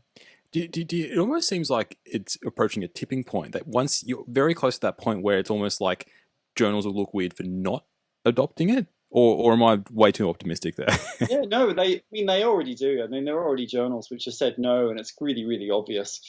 And that's fine. I used to, earlier on, back in the old days, I say the old days, 5 years ago, back when I was in my 30s, back in those days, that when journals said no, I'd get quite uptight about it, and I'd really push back, and we'd get into long discussions, and sometimes we would succeed, but most of the time they just tell me to shut up or ignore me, and that would be it. But now I don't have to do anything. I just have to wait. It's kind of like geological now. In time, they will all turn because they have to. I mean, it's inevitable. This has to become a regular option in all journals that do hypothesis testing. End of story. Now, they can hold out a little bit longer if they want. They think that there's some kind of risk to their, reputation of publishing beautiful results. Yes, hang on, grasp on as long as you can, but it's all going to come to an end, and you're going to end up falling in line just like the rest. There was an excellent editorial from Nature Human Behavior which came out a day or two ago, which was basically saying, we're done, we're not interested in beautiful story, give us the warts and all science. And I'm like, bravo. Yep. Bravo. Yeah. Well, Marika and Stavroula are absolutely on point on this, and they're leading the way, and they, both internally within Springer Nature and, much more widely, externally, have charted a course through all of this to show that you can make this a regular part of a major journal. You can make this central to your philosophy, and it works. And you don't have to trade in on the importance of the science or the impact or any of those aspects that have for so long gripped the scientific community. All of those things can survive intact. All you do is you front load quality, and everything else just plays out as it is. And it's wonderful to see. I was really pleased with that editorial, but I wasn't surprised by it, because I have seen a number of editorials coming out of Nature Human Behavior over the last 2 years, which have said much the same thing, coming out of Nature itself from Magdalena Skipper. I mean, there's a culture there which is turning very much toward all of this. And my hope is that we see that move much more broadly as well. For all its impact and its gravitas, Springer Nature is still a very small part of the overall publishing landscape, and so we need to see much wider spread of this format and that general philosophy as well. Do you think it would help if more people were committed to, like, if you write to a journal and go, hey, I want to write one? Or is it a matter of... Yeah, you should try it. It's worked. There's been people who've done that. It's a risky tactic because it's a lot of work, sit down and go, right, I'm going to write a registered report. Okay, yeah, right, that's quite a bit of work in itself. And I'm going to send it to a journal which has no knowledge of the format whatsoever. Because there's two risks there. Number one, they'll go, what the hell is this? Get lost. Number two, they'll go, okay. And then they'll review it really badly and make a meal of it. And you might end up kind of, really shedding a lot of blood over that. People who do that are the true pioneers. Because in a way, if you go in with an article, with a submission, and you say, here's my registered report, you don't offer this, you have no idea what this is or who I am, but here it is, and they take it and they review it and they publish it, what you've done is the work of about 50 people in one go in convincing that journal to adopt the format. Because once they go there, they're never going back, and they've trialed it and it's worked, and basically you've done a huge amount of work for everybody. So I salute that, the courage and the bravery of doing that. But, most of the time, it's rock and roll, but most of the time, it's a much more graded process where we convince the journal to offer it and then trial it out and so on and so on. Yeah, I was talking to you about writing one last year. You gave me a lot of good resources. And you know why I didn't do it yet? Why? Because I know the power calculations for that. I didn't have a big enough sample. I've been collecting the samples slowly over time. The reason that I haven't done it is because I knew it wouldn't work according to the format yet. Yeah. So I've been gradually loading that gun until I'm in a position where I can do it to an extent where it's reasonable to predict that it will work within the right kind of parameters. I could have done a half-assed one in the meantime, but to take the process seriously. Yeah, well then. Yeah. I mean, so, there's no free lunch, right? This is the famous saying in statistics, isn't it? There's no free lunch, but it's true of actually everything in science, isn't it? The minute you start front-loading quality and you start planning your design very carefully, what are my predictions? What is my theory? What procedure am I going to use? What exact analyses am I going to use to analyze my data and test my hypotheses? How exactly is that going to work? There's nowhere to hide in that. When you start doing that, when you start planning in that level of detail, it's like shining the brightest fluorescent light on your own imperfections and fallibilities as a scientist. We've all been there, and you can make you feel sometimes a little bit sheepish, like, wow, do I really know what I'm doing? It's a good process to go through. Sometimes it teaches you that you're not quite ready. Most of the time, I think, it shows how the entire community isn't ready. There's a whole lot of research getting published which shouldn't be, or at least should be done differently and more robustly. But it's a good thing to go through. And once, the bit of feedback that I continually get from authors who've gone through the registered reports process to the end is, this changed my life. Wow. It's really quite profound. This changed the way I do research. I can't imagine going back to the old way. That's amazing. What's the latest with grant agencies taking on the model within their evaluations and making their funding contingent on doing a registered report or something like it? So we have a number of agencies that have adopted since we last spoke 2 years ago. Cancer Research UK have partnered up with Nicotine and Tobacco Research. Pfizer has got on board. There's an upcoming partnership between PLOS Biology and CHDI, the Huntington's Disease Initiative. There's been an attempted collaboration between Collabra and DARPA. We're seeing these models emerge, and it's good, and especially good in clinical research, because this is where the bureaucracy really bites, right? So when I say to people, clinical research, and in fact it happened today, I gave a talk today in Bath, and a clinical researcher said, I go through NHS ethics, I go through tons and tons of bureaucracy. This is going to make my research impossible to conduct because you're adding an extra time period on the end of already a whole lot of pre-study review. It's just not going to work. And I'm totally sympathetic to that, which is why Marcus and I have been working so hard on the registered reports funding models. They're really crucial. I think it makes sense. You want to change behavior, you've got to the easiest way is to figure out who hands out the beans and right. Put the crowbar on there. What are you drinking? I've got some white wine here. Yeah. Cheers, guys, to 100 episodes. I thought it'd be un-Australian not to do this without a drink. Yeah, it would be. Yeah, this is Okay, that's a water bottle. It is a water bottle. I need more wits about me to do. What have you got, James? To do this. It's got a lot of Coke or something, hasn't it? It's tonic. It's tonic water. Man, it's still the middle of the day here. You Euros. Dan's not drinking because he's a failure as a human being. I'm not drinking. I got to keep this ship afloat, Heathers. The ship afloat. He's pushing buttons, claiming he's a special boy. It's all working. He's a professional. Yeah. Now, what I want to say is, I think stuff like this and funders actually getting on board is really important. I got in contact with someone within my research center. And there's a few groups that, particularly the clinical group, which doesn't actually do many pre-registrations, which is a bit of a concern. And all of a sudden, they've gotten very interested in doing this stuff. And they're like, "Oh, I'm doing I want to do a pre-registration of secondary data." And I was talking to them, and I'm like, "Oh, like, what actually got you interested in doing this?" I'm curious. They're like, "Oh, our funder is making us." So once you actually, and I'm like, "Okay, that's great." Like, they still want to do it, and they're still super curious now. Can I tell you one of my guilty pleasures? Please.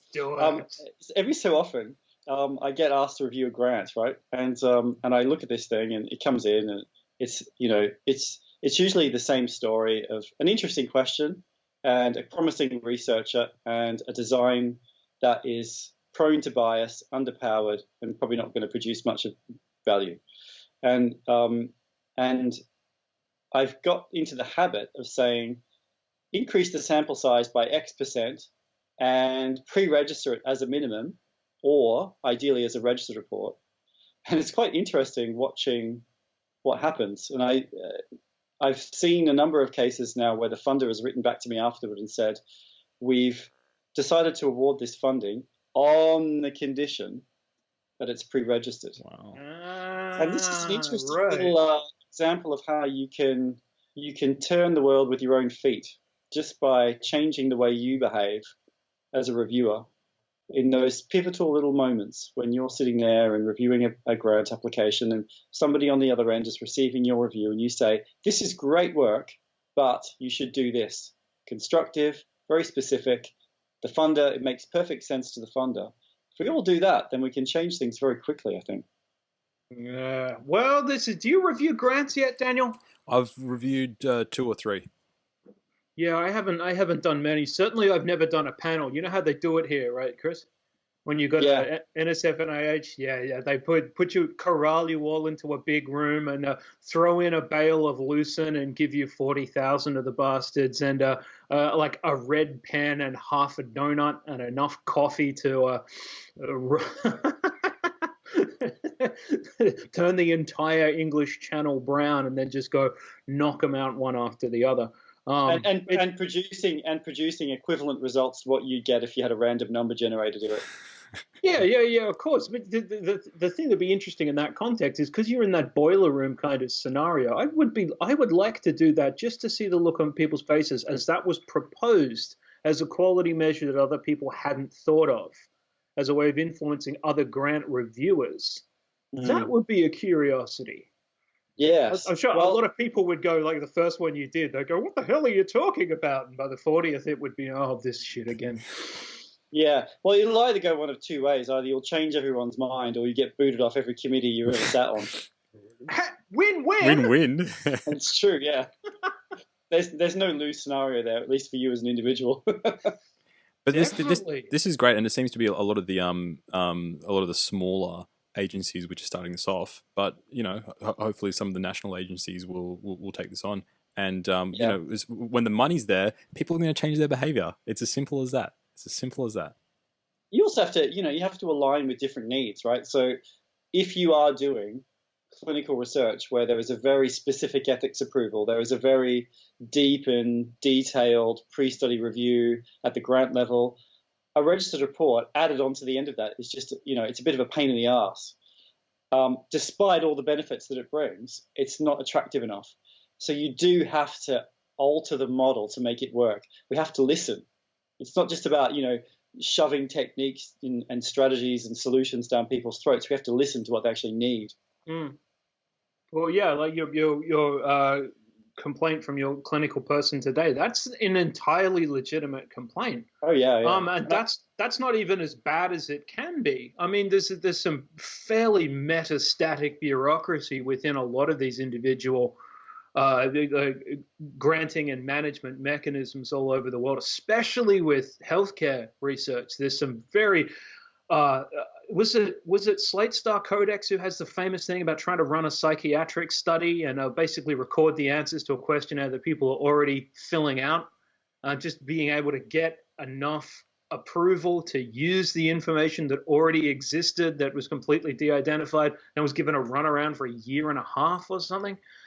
Yeah, I mean, it has to fit needs. So I suppose, what have you figured out about that since we've talked? Who's not up for it because of structural circumstances? You mean which funders? Yeah. Are you allowed to say?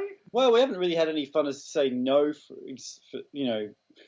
So let me tell you a funny story. I was in the US in December or November 2016, at around the time Trump was about to get inaugurated or whatever the hell you do over there to put him on the throne. I still don't know what it's called. I'm perpetually at odds over here. And Brian Nosek organized this fantastic event where he got like 40 or 50 funders in the room. And I was able to give a talk on registered reports funding models. And from that, we had this amazing partnership formed between PLOS ONE and the Children's Tumor Foundation based in New York, who have created, I think, the perfect registered reports funding model. It's absolutely spectacular. And at that meeting, there were a number of other funders who were very interested in the format. And one of them, I might say, was the NIH. Now, NIH are, as you probably know, a kind of labyrinthine, Kafkaesque bureaucracy from hell. Yep. And nevertheless, there was a lot of interest from the very people in that room about this format. However, everything went dark after Trump took power. And so we ended up kind of having to put the pause button on that and wait till things stabilized. They had other shit to deal with, essentially, and it wasn't going to be registered reports. You are always relying on the local political circumstances to blow favorable winds when you're trying to, drive this kind of change. But I've got some stories about that. I'm not sure I can tell. I've got some stories about that I'm not sure I can tell on the podcast. Not about that administrative change in particular, but like what happens when it's layers between layers, you never find out, and then someone tells you later, you're like, oh, that feels awful. Oh, that's what happened. Mm. Wow. Yeah, it's weird. I never thought I would get anywhere in my career where circumstances like that could affect me. I think I always thought I'd be kicking a can in the gutter forever. Well, eventually you kick the can, and the can kicks another can, and that can kicks another can, and something happens, Chain reaction of cans. Yeah, is that your second glass of white wine by any chance? There's just a bottle out of the vision. Just is it refilling from the desk upwards? Is that how it's working?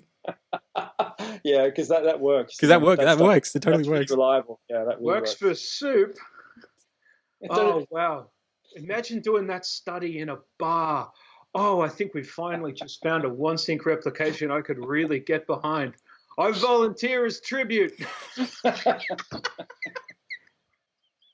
Let's make it happen. Oh, man, we've been on this podcast for so long. So I've been trying to change little things to stop it from going down. I've been gradually disappearing because the sun's been coming down. It's going very quickly. I mean, Dan looks quite fresh-faced, but you look like you've been doing this for about 3 days. Yeah. I know. I've looked like one of those Chilean miners, the poor fellas, and they popped out of the hole. Oh, like, holy shit! What is this? I don't remember any of this.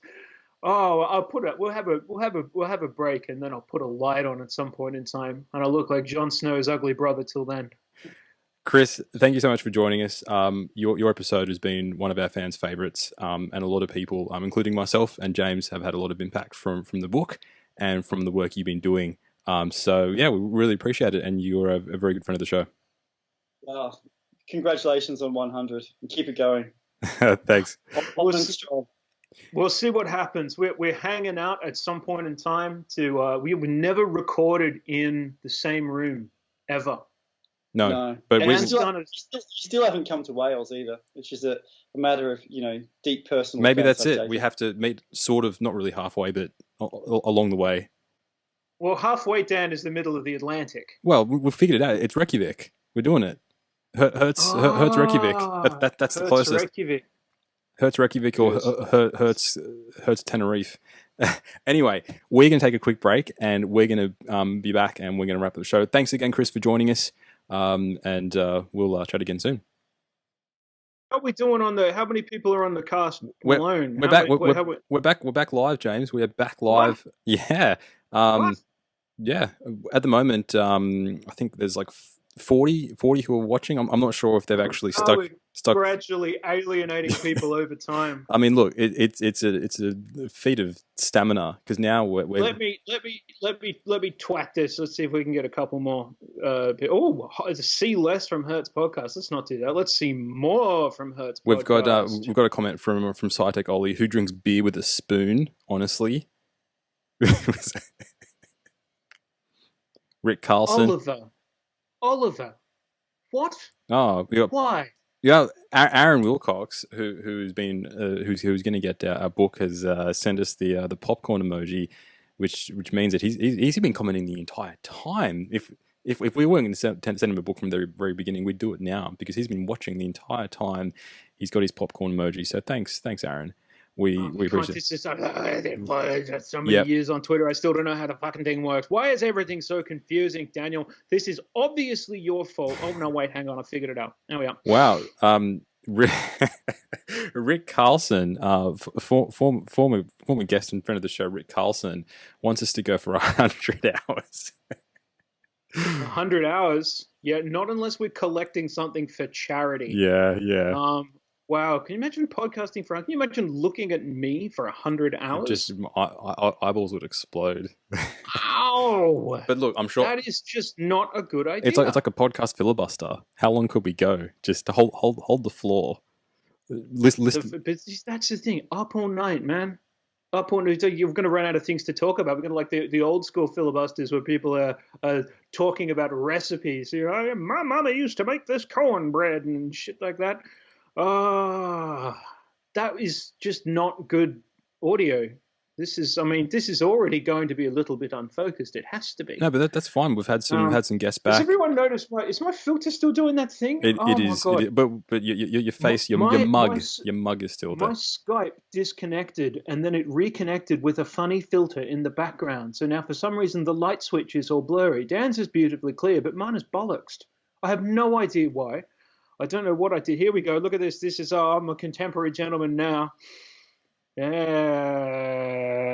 Get in, you scum. There we go. That's community engagement. That's how you do it. We got a shout out from the Melbourne Uni Replicats team, who I got to meet when I was there, and you met as well.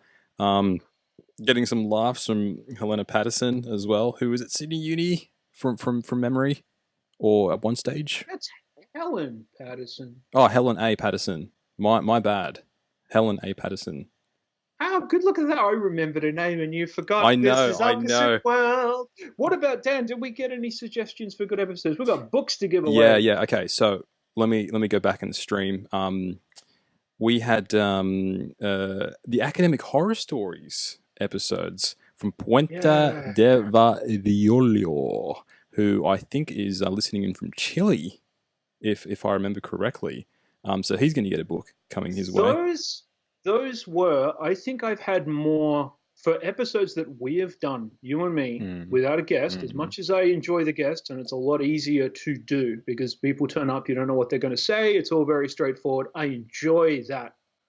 It's certainly a lot less like intellectual engagement with the topic. I have had more personal comments from those episodes than any of the others. They're always the ones that provoke the most. So the people like just on the quiet, it's just like either this was good or I found this difficult to listen to, which has happened a couple of times, or here's a similar story, shit like that. The ones that actually provoke people on to write to you about an episode are always those ones. And all right, and you have a beautiful mellifluous name that Dan butchered because he is an oik. Look, I was holidaying in Tenerife, and people were shaming me. They're like, with a surname like that, your Spanish should be better. And I'm like, I feel great shame. I've brought shame upon my family. What's great shame in Spanish, Daniel? Vergüenza, yeah, muy vergüenza. Hey, not so bad after all. All right, you get points for that. All right, pick another episode. That was good. We've got Will NGM, who has said episode 96, which was highlighting the plight of the modern PhD student, so along the same sort of theme. He's okay. Pay that. Yeah. Will's going to get a book. Let me go back through the comments to see. A friend of the show, Danny Beck, has given his congratulations as well. G'day, Danny, watching. And Will also mentioned Amy's episode for inspiring more open science. We got a few comments about Amy's episode for that very reason. A lot of people were inspired with all the stuff that she's doing. So that was a great. Also, she's funny, and that counts for a great deal if you're gonna. I've got Rob Chavez, who I met at the SANS conference last year, which was great to meet him. He's saying that my grandmother is also disappointed in my Spanish too. Yeah. Fair enough, pal. Yeah, my grandmother was alive. She'd be disappointed in mine because it doesn't exist. But, then again, she was a very old white lady who only really spoke English and alcohol. Yeah, so we are going to wrap up soon. So if you do have any more comments and questions, please let us know. if you have anything else. But no, it's been amazing. It's been a lot of fun. We've had 630 hearts, people who are liking the episode, which is that good? That's good. I think that's good. I think that's good. Okay. Yeah. And we've had, I think at the end we'll actually get an idea of how many people at one stage were watching live. But look, this has been great. I think this has worked. I for one want to do more of these, more of these episodes, whether it's just us two or whether we have a guest. Now we can see that it works. Of course, we go for hard mode and try and do 3 guests at once. Of course. But now we know that it works. And then when we know that it works. This is the thing. Look, and I reiterate, software, Patreon. Yes. Thank you. Thank you. Hardware, Patreon. Thank you. The camera that means that you can actually see me in HD, although that has been widely regarded as a mistake, also Patreon. So we get to do all this because you're supporting us. Now do you do your ham-fisted segue and who else is going to support us? Well, we're going to get, we're getting supported by Prolific. Hey! Prolific, who's giving $50 for people who are going to try out, $50 to go towards their participant recruitment. And that's prolific.co/Hertz podcast. Check the show notes. Before we clock off, we have 2 more people who have said the episodes they like. We have the shit academics say, of course. Yeah. Shit academics say, we had a lot of people. I think that is up there in our top 5 when it comes to downloads. Yes, definitely. That was great. That was huge, and that was one of those ones that was instantly popular. I think a lot of people sent that to other people while they were listening to it. Yeah, that was that went really wide. So that was that was a great episode. And more messages of support from Psych Brief. Thanks for all the work over the years. It's been great, and looking forward to more episodes. And similar stuff from Otto. Here's to 100. Otto Potato. I love Otto Potato. What's up, Otto Potato? Crankiest man in rodent research. Big hugs, my friend. I love the potato. We're getting more messages from Chris McCrum. Thanks on making it this far. Looking forward to the next 100. Look, last year, ever since we started with Patreon, we've been really good with doing 2 episodes a month.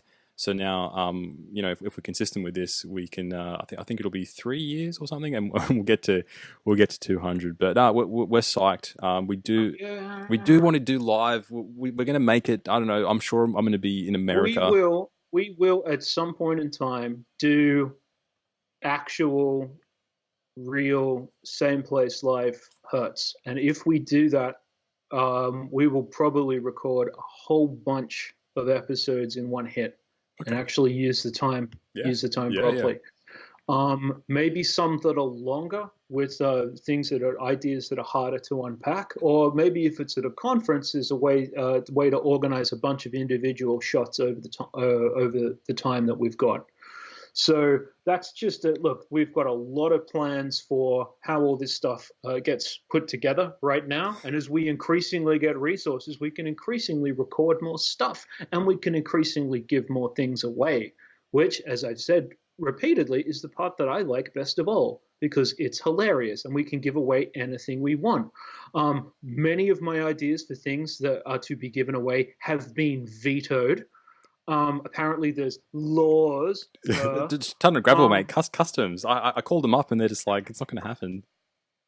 That was surprisingly difficult to buy a ton. That's like they're going in my shame column. The inability to never mind. Yeah, I got a good 5 minutes of complaining about how difficult it is to buy aggregate over the internet. I'd believe it.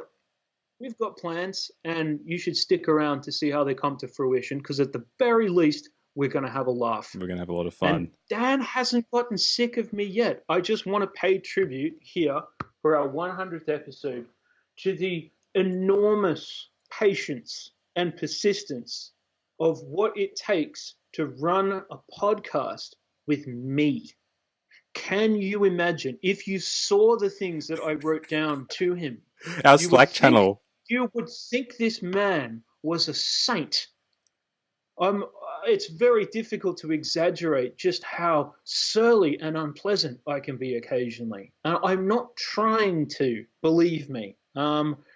It's just how things are sometimes. And Dan somehow manages to not only get all this together and get everything organized, but resist the temptation to fly over here and sort me out with a ball-peen hammer. I do in my mind. I don't know. Yeah, well, we all do things. You wouldn't be surprised the things I've done in my mind. Usually there's lasers. I would like to pay tribute at the end of this episode to the person who actually runs the back end of making sure all of this is possible. In many ways, I am a participant on my own podcast because Dan does the majority of the organizing, all of the money, a lot of the sort of intercommunications and relationship. That's all him. I just show up and make a whole lot of noise. So if you're going to be throwing out 100 episode thank yous, they should be going a little bit more to him than they should to me. We have gotten a few of those, and I really do appreciate them. That is Now tell me I've been nice to you, shit. Oh, look, I do want to have the extra Patreon tier with our Slack channel, so people can see the amount of stuff that we say. Oh, look, that's how it all got started. You will get me in minimum security if you do that. There's absolutely no chance whatsoever that that's a healthy idea. So I'm considering it.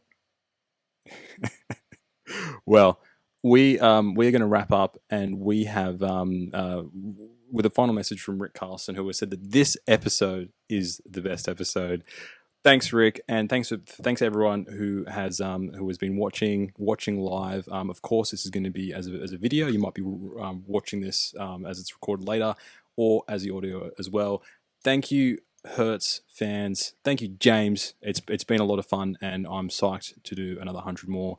And we'll be back again with our regular audio episode. Maybe we'll do video. I don't know. Maybe we'll do video. Yeah, at our regular time slot, depending on what we can organize, depending on where they are. But we're not going anywhere, and you shouldn't either.